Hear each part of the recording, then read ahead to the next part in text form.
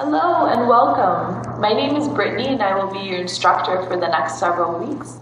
This is an introduction to mindfulness for chronic pain and stress management. This online class is a 5-week video series, and it's suitable for anyone who's experiencing chronic pain and stress-related symptoms and illnesses. This course aims to offer you ways to cope and be with your pain and illness in a more skillful and healthy way, but to also help you develop a better understanding of mindfulness, and to also not just understand mindfulness, but to actually practice mindfulness, and so to understand it in action. Again, it's the intention over the next several weeks to help you develop your awareness and to perhaps help you make more skillful choices for your health and well-being going forward. I'd like to now spend a few minutes talking about how to use this course and various suggestions about how to get the most out of this course. So each class is going to build on the one before it. So I invite you to actually stay with the class that we're doing for that week and not skip ahead or try to watch multiple courses at once. In class, we'll be doing various activities such as a meditation and various reflection questions. So you may want to bring with you like a notebook or a journal or something to write on if that works for you. In addition, what might help you is to set a regular time to practice each day, but also a regular time each week that you're going to do the videos. So for example, if you'd like to do it every Monday for the next 5 weeks at a certain time, that may help you keep it as a regular practice, and also to help you engage with the course in a way that allows you to fully experience the concepts that we'll be discussing and also gives you a chance to really practice. In addition to the things we'll be doing during the course, and each video is about 30 minutes long, you'll be also asked to do things outside of the course, so between each of the classes, and this will be called your home practice. The home practice is really important because this is what we're doing is building skills. So the home practice is going to help you develop more mindfulness skills, more awareness, and it also helps you to understand the concepts in your everyday activities and in your everyday life. So I'm also going to encourage you to try all of the exercises, but please do what is most appropriate for you. This is not about pushing through and having to do absolutely everything. We're actually going to really be exploring what it's like to practice acceptance and letting go. And sometimes that letting go might be of having to do the exercises in what we think is the absolutely right way, because there is no absolutely right way to practice mindfulness. And I also really want to invite you to make these next 5 weeks about honoring your self-care and your needs. This is really for you, and so I encourage you to turn towards what you really need in each moment. So for example, if we're doing an exercise and you perhaps think, so you know, this is not what I'd like to be doing right now, or it's not comfortable, or maybe you are really experiencing some pain or some overwhelm, I'd like you to honor what you need. And so that maybe means you take a break, maybe you do something else and focus on something different than what I'm suggesting for you. So the bottom line is, please honor your self-care and doing what feels right for you throughout the next 5 weeks. So now I'd like to spend a few minutes discussing pain and the pain cycle. Pain is a discomfort that may be experienced physically, mentally, and even emotionally. Pain is different for each person, and there are many different types of pain. So for example, there's what's called short-term or acute pain. So this is like if you stub your toe or you trip over something and the pain is there, but you also know, and it might be intense even in that moment, but you do know that it will heal and the pain will not be there for more than however long, a short period of time. Then there's pain that lasts longer. And pain that lasts 3 months or more is what we call central mediated pain or chronic pain, which is what you might be experiencing. Chronic pain can be challenging because it can be unpredictable. You don't know when the pain and the sensations of pain are going to happen. It could happen at different times of day for different activities that you're doing. And then the way that people describe their sensations, whether it's chronic or acute pain, can also be very different. So people might have tingling, numbness, sharpness. There might also just be no sensations, then all of a sudden just a flood of sensation. Other ways that we might describe this pain or when we're in pain is as a label. So perhaps rather than saying, oh, my foot, is really tingling right now, we might say something like, I have this pain in my back and it's really frustrating. So if you've been experiencing chronic pain or stress, you may notice that the pain has an impact on the quality of your life. If you're experiencing this chronic pain, you may find that you are in what's called a negative pain cycle. So this cycle may begin with the fact that from the pain we may be immobile. So we may actually not be able to move as much, or we may be more tentative to move, and thus we're less physically active. And with this lack of activity, we may actually notice that we're more tired and perhaps feeling less fit and then unmotivated to participate in our normal activities. And by not participating in our normal activities and engaging in things and feeling more of the energy and feeling more fit, we may find that our moods are affected. So perhaps we do feel more frustrated and sad. And then as it might happen with this change in our moods, we may not want to spend as much time with people, and thus we feel isolated. So the pain cycle, as you can see, is just that. It's a cycle. And each part of how pain may affect your quality of life also cycles and affects other parts of your life. However, what we're doing here for this class is research on mindfulness shows that developing some of the mindfulness skills that you may learn in this course can actually help reduce the negative impact that pain may have on your quality of life. So what is mindfulness? When you hear the word mindfulness, what comes to mind for you?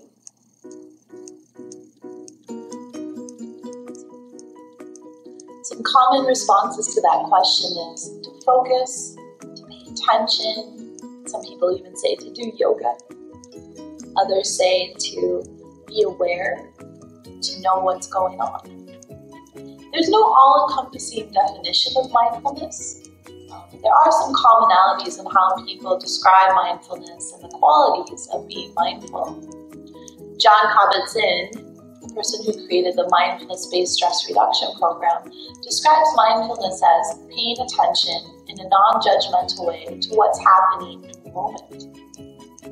Another researcher and clinical psychologist, Shauna Shapiro, describes mindfulness as setting the intention to pay attention and then noticing our attitude or stance to whatever is arising. So as you can see, the commonalities of what mindfulness is an intentional awareness and a non-judgmental attitude to whatever is arising. So during the next several weeks, we will be setting this intention to stop and pause and pay attention and notice. And in that noticing, we're going to explore more of the attitudes or the stance to what we're bringing to our experience. So whatever is coming up for us, how are we meeting that? There's various skillful attitudes that we'll be practicing, such as acceptance, non-judgment, non-reactivity, and compassion. So acceptance is to be with our experience, acknowledging that this is what it is. Acceptance is not passive, it's actually a very active attitude to bring to your experiences. Rather than wanting to push it away, to avoid, or to even hold on to experiences, which we may do if it's a positive experience, with acceptance we're able to just say, okay, this is my experience right now. Non-judgment is an attitude of curiosity, to explore our experience with the beginner's mind, to perhaps look at it without expectations and without having to change what our experience is. So for example, with pain, to acknowledge that right now there is pain there, I'm noticing pain. And can you begin in a very slow and gentle way to explore that pain, to become curious about it? Another skillful attitude we'll be discussing and practicing is non-reactivity. So when we're in pain, or maybe even moments of stress, what's our habitual response to that? And can we find ways to respond that are less reactive and more skillful, rather than the knee-jerk habits that we typically have if we are in pain? And finally, we're going to practice compassion. This is an attitude of care and our ability to be with our own difficulties and suffering as well as other people's. It also entails opening to our common humanity, because we may notice that when we're experiencing pain or suffering, we may feel like we're the only one going through that. So we'll open to the interconnectedness that other people also experience pain. And we're also going to practice becoming curious, again, that beginner's mind of what this pain is, and also to be gentle with ourselves throughout the process. So the next 5 weeks, and as I've just been discussing, we're going to practice pausing, noticing, and seeing what it's like to be curious and non-judgmental about what we're experiencing. However, it's really important before we actually move into these practices is to consider the challenges that may arise. So I'd like you to just please take a moment and consider what keeps us from being mindful. Why is it challenging, or why is it so hard to pay attention to everything that we're doing?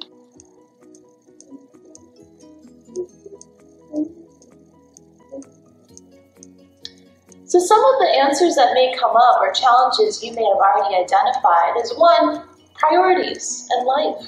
And we have things that we're doing, different engagements we have, different roles and responsibilities. Time may also keep us from being mindful. We perhaps can't pay attention to every little thing we're doing because we need to get places, we're transitioning, we're doing things. But perhaps, and you may have already noticed this just even in these few first minutes of the first course, is that our minds wander. So let's explore that wandering mind a little bit further. There's a part of our brain called the default mode network that starts from the base and runs down the center. And the default mode network is our wandering mind. So this means that literally our brains are built to wander. The default mode network is working to scan for threats, to help keep us safe. It also helps to create our sense of self. So our default mode network, that wandering mind, likes to think about the future, likes to think about the past, and it also takes into consideration the context we're in the social situation. So we need our default mode network. We're not trying to get rid of that.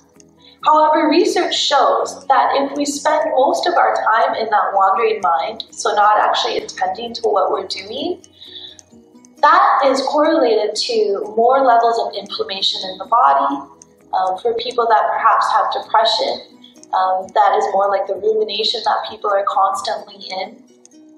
So only being in our default mode network can have repercussions on our health and our well-being.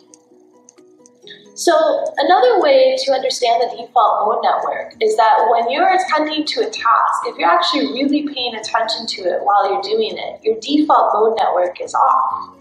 However, think about maybe if you're doing an everyday activity, you're doing it, but thinking about so many other things. Maybe you're planning for whatever you're going to do in a few hours or on the weekend, or maybe you're thinking about something that happened just a few hours ago. If you're doing that, almost like that multitasking and not actually attending to the task, that's when your default mode network is on. So our minds are built to wander. This is a very normal thing. And what we'll be doing over the next several weeks is to first notice that our minds are wandering, because that's what our minds do, but also practicing creating other defaults, what we might call an alternative default, to be with our experience, to attend and be aware of what we're doing. So in addition to the default mode network, another challenge to being mindful all the time is our autopilot. We go into autopilot mode. So this is where we're moving, transitioning, going and doing things. Kind of like when you're driving a car and you put it on autopilot, so it allows you to get to where you need to go without much thought, effort, or even energy to think about what you're doing. We have lots of different autopilots in our life. We may have actual autopilot behaviors, so things we do automatically, we don't even think about it. You can even consider tying your shoes, walking through the door, different things that you don't really, they're automatic. But we also have autopilot emotions, ways that we might respond to things like even our pain, and we may have autopilot behaviors and actions that we take. So part of why it's challenging to be mindful is that we can get into our autopilot very quickly. We know our autopilots well, and they might be a comforting way to be. So part of this next 5 weeks will be to recognize what is our autopilot. When I'm in pain or I'm very stressed, what is my automatic way of responding to that? Do I have behaviors that I automatically do? In addition, do I have automatic emotions and responses to that pain or to that stress? And then from that awareness, we can decide if that autopilot is serving us or not, if those behaviors, emotions, reactions are actually helping us, or perhaps even increasing and adding to our suffering.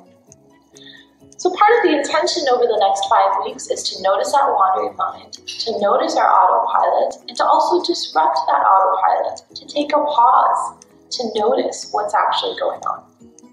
As we begin to practice this pausing, the noticing, we may begin to understand that our experiences have many different layers.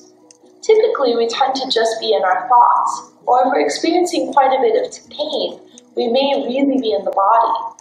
But as we start to practice pausing, noticing, opening to what's happening right now, we begin to see that there's many different layers that include the body, our emotions, our sensations, and our thoughts. So what we're going to begin and how this course will start is we're going to focus primarily for the next week on the body and beginning with that platform. Now we're going to practice a body scan meditation, which will be your first formal meditation for this course. So please find a comfortable position and adopt a posture that is easy to maintain for the next few minutes. You may find that it's easier for you to sit upright in an alert posture, but you can also do this lying down, either on the floor, on a couch, again, wherever is comfortable for you.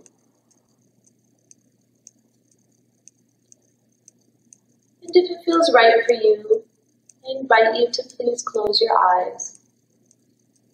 Or if you'd like to keep them open, adopting a soft gaze in front of you.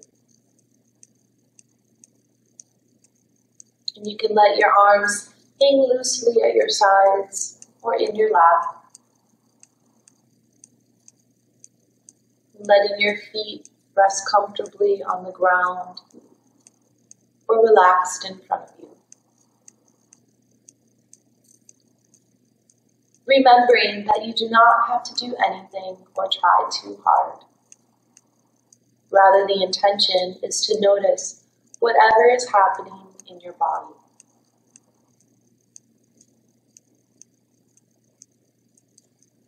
When you are ready, bringing your attention to your breathing. Noticing the sensations of breathing in and breathing out. As you breathe in, noticing the expansion, and as you breathe out, noticing the contraction.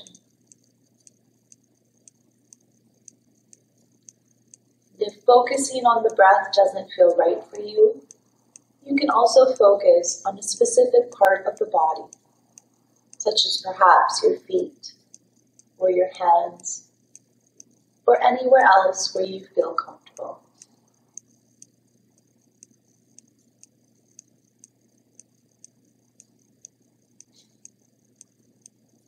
And now bringing your attention to your feet. Noticing whatever sensations are there. Perhaps a coolness, a warmth, tingling, numbness, or maybe no sensation. What the sensations are is not important. Instead, see if you can notice what is happening in the feet. Becoming aware of the toes, the soles of the feet, your ankles, and even tops of the feet.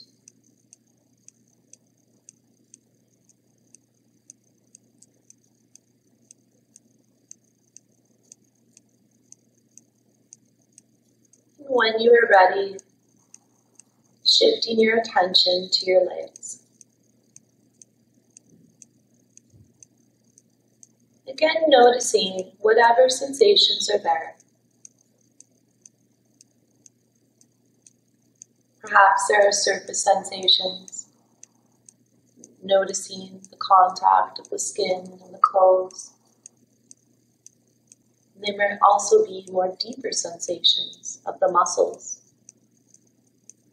Perhaps some tension, softness, lengthening, contraction. Again, simply noticing whatever is there. And becoming aware of the calf muscles,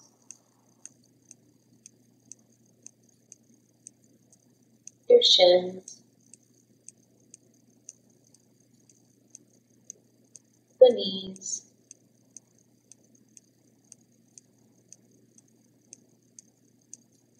the thighs, and even deeper into the hip region.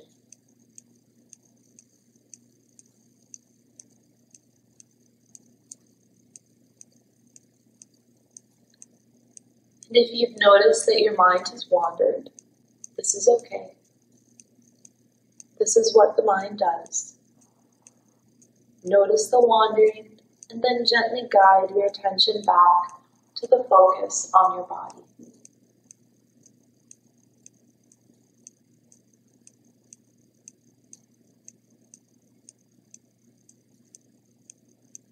And now letting the legs and feet dissolve and shifting your attention to your midsection. Becoming aware of your buttocks, the pelvis area, and the lower back.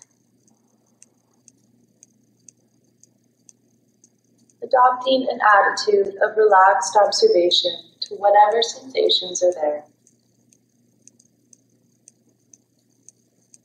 And if there are any areas of stress or tension, seeing if you can perhaps soften in this area and simply notice.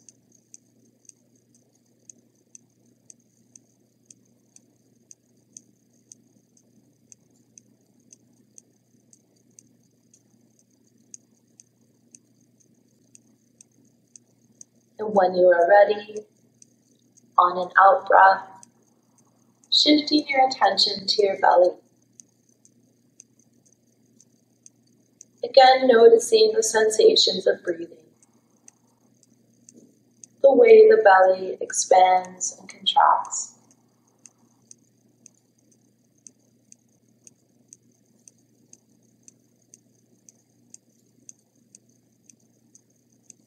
And now moving your attention to your chest.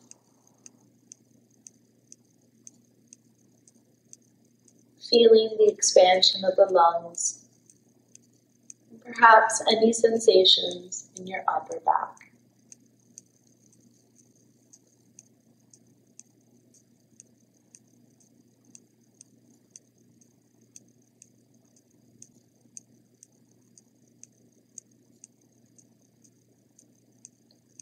And when you are ready, bringing attention to your hands. Noticing if there are any sensations in the fingers. Again, perhaps a warmth, coolness, tingling. Even no sensation is okay.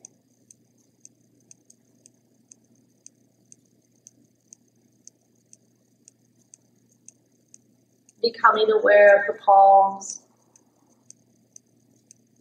the back of the hands, your wrists, and your forearms.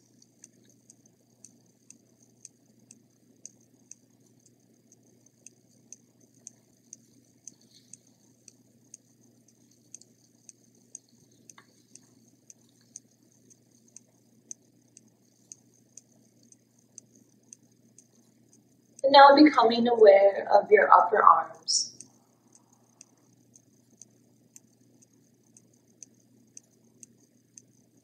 And moving your attention into your shoulders. Noticing if perhaps there's any tightness, but also perhaps areas of openness.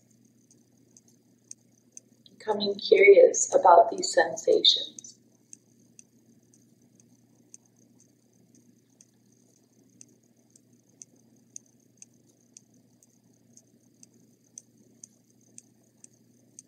And when you feel ready, shifting your attention to your neck. Noticing the sensations of swallowing and perhaps air moving into the body.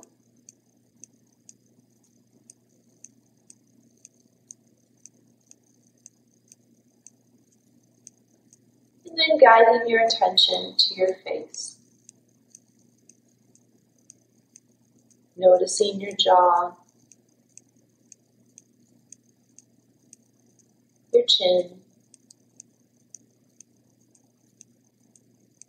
your mouth,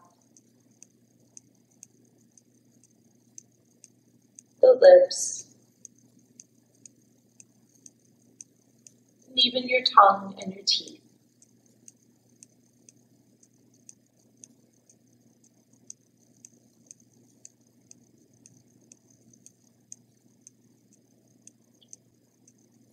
And now becoming aware of your nose, perhaps the sensations of the nostril as you breathe in and as you breathe out.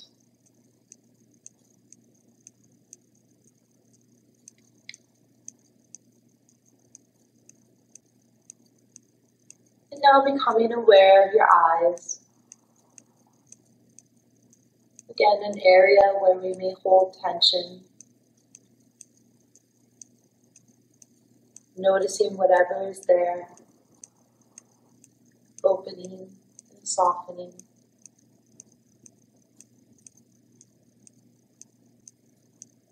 And when you're ready, bringing your attention to your ears.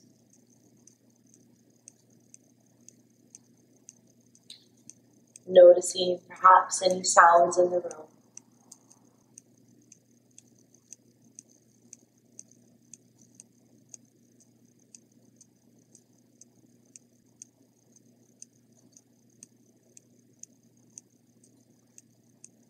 And again, if your mind has wandered, that's okay. Acknowledge that wandering mind, and then bring your attention back to the focus on the body.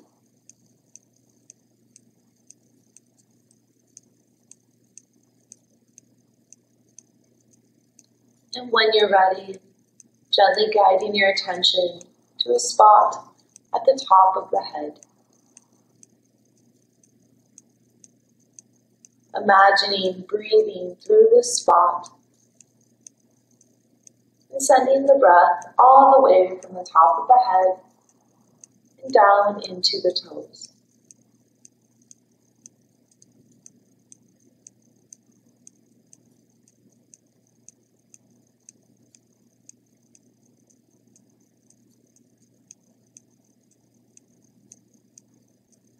And finally, noticing your entire body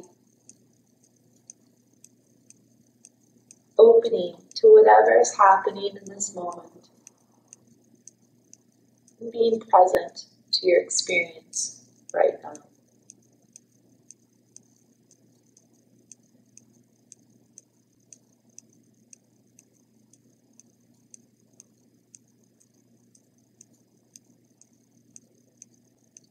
And when you are ready, opening your eyes, perhaps wiggling your fingers and toes, and adjusting gently as needed.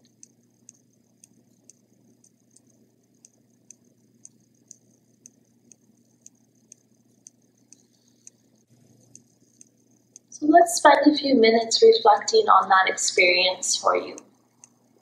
So if you have a pen and paper with you, or a notebook or journal, please feel free to write your answers down, or if you prefer, you can just sit quietly and reflect on these questions.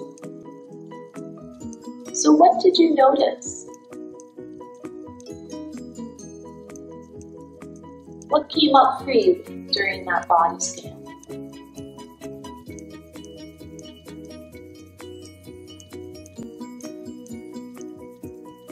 What was it like to pay attention to different parts of the body?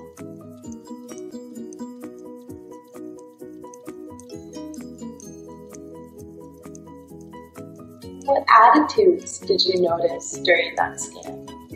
Was there some judgment? Curiosity?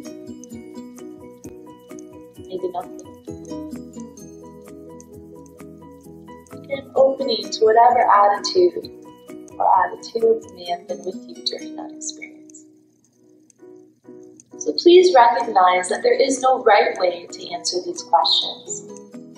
Rather, the inquiry is an opportunity for you to practice noticing the body, noticing sensations in an open and curious way with the beginner's mind. And these questions are a way for you to further explore what you were noticing, or what you're noticing even in this moment. So please be gentle with yourself and go slow as you go through the inquiry and even as you do these practices, as this may be a brand new experience for you.